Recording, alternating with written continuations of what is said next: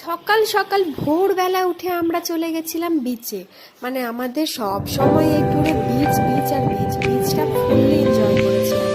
তারপর সকাল সকাল ভোরবেলা সূর্যোদয় দেখতে গেছিলাম। আমার পায়ের অবস্থা তো দেখতেই পাচ্ছ, আঙুলে ব্যান্ডেজ করা, মানে অবস্থা খুবই খারাপ। আর সুন্দর মিষ্টি হাওয়া দিচ্ছে, কি সুন্দর যে লাগছে